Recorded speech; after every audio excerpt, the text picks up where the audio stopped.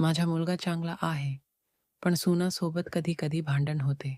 तेव्हा मला खूप वाईट वाटते. कधी-कधी एकटेपणा वाटतो आणि मनात अनेक विचार येतात. मी तिच्याकडे बघून बोललो, "आता तुम्ही काळजी करू नका. असे कधी वाटले तर मी आहे ना, माझ्याकडे येऊन बसायच." मी असे म्हणताच ती माझ्याकडे बघू लागली. काही वेळ बसल्यानंतर म्हणाली, "मला जेवण बनवायचे आहे, कारण मुलगा आणि सून तर रात्री जेवण बनवायचे आहे, कारण मुलगा आणि सून तर रात्री जेवण करून येतील म्हणून मी आपले जेवण बनवते." मी तिला म्हणालो, "जेवण बनवू नका. मी बाहेर चाललो आहे जेवण करायला. तुम्ही पण चला माझ्यासोबत." अगोदर तिने काही वेळ विचार केला, त्यानंतर म्हणाली, "ठीक आहे. मी येते." काही काम आवरून आणि तयारी करून. काही वेळानंतर ती तयारी करून आली. आज तर तिने फारच सुंदर साडी नेसली होती आणि त्यात तिचा तो मेकअप तिला अजून सुंदर बनवत होता. मी तर तिच्याकडेच बघत राहिलो. तिचे पण लक्ष माझ्या पडले आणि तिला गमतीने म्हटले, "आज तुम्ही फारच सुंदर दिसत आहात." तिने फार सुंदर स्माईल दिली. नंतर आम्ही जेवण करायला बाहेर पडलो. तिचा एक हात माझ्या खांद्यावर होता आणि आम्ही बोलत चाललो होतो. ती बोलली, "बरेच दिवसानंतर बाहेर जेवण करायला जात आहे. नाहीतर नुसतं घरी राहावं लागते." मी तिला म्हणालो, "आता तुम्हाला जे आवडेल ते सांगा, आपण तिथे जाऊ." ती थोडी जोरात हसून म्हणाली, "खूप वर्षानंतर कोणी असे मिळाले ज्याला माझ्या आवडीची काळजी आहे." मग आम्ही जेवण केले. आज ती फारच मनमोकळेपणाने अनेक गोष्टी मला सांगू लागली. त्यावरून समजले की तिच्या मनात फार काही लपले आहे. मला पण तिच्यासोबत बाहेर जाऊन बरे वाटत होते. मग आम्ही घरी आलो. ती माझ्या घरीच येऊन बसली. काही वेळ आमचे बोलणे चालले. नंतर म्हणाली, "आता मी जाते, मुलगा आणि सून येईल." जाताना तिने फार सुंदर स्माईल देऊन मला गुड नाईट आणि बाय म्हणून जाऊ लागली. तिचा तो सुंदर चेहरा माझ्या डोळ्यासमोर जात नव्हता.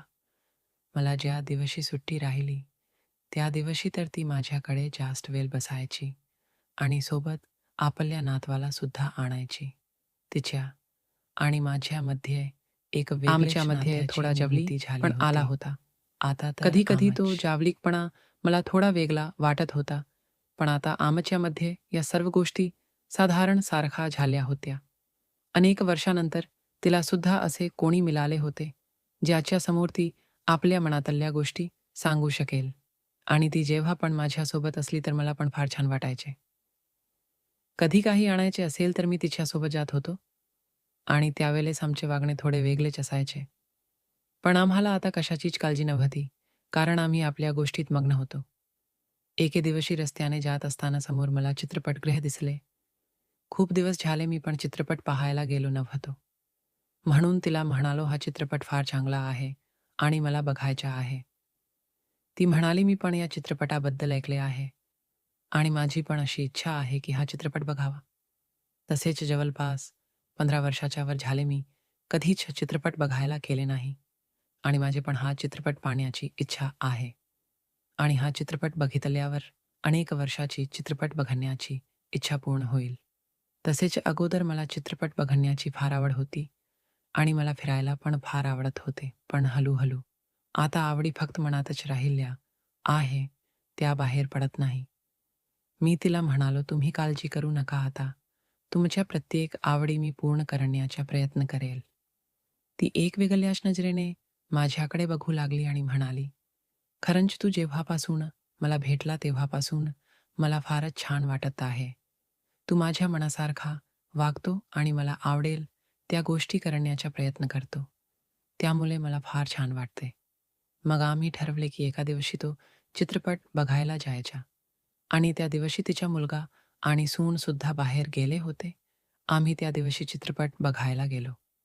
आज तिचे रूप फारच सुंदर दिसत होते. आम्ही सोबत राहून चित्रपट बघितला. तिच्या चेहऱ्यावर चित्रपट बघण्याचा आनंद स्पष्ट दिसत होता. ती फार आनंदात दिसत होती. चित्रपट बघितल्यानंतर म्हणाली, "आज अनेक वर्षाची माझी इच्छा तू पूर्ण केली." त्यानंतर आम्ही घरी आलो. आता आमचे नाते असेच फार चांगल्याने सुरू आहे. नेहमी आम्ही एकमेकांसोबत बोलतो, तसेच एकमेकांना आपले विचार सांगतो. त्यामुळे आम्हाला फार छान वाटते. मला सुद्धा इथे कोणीतरी मनासारखे मिळाले होते आणि तिला सुद्धा मी मिळाल्यामुळे फार छान वाटत होते. मित्रांनो, कथेला लाईक आणि चॅनलला सबस्क्राईब करायला विसरू नका.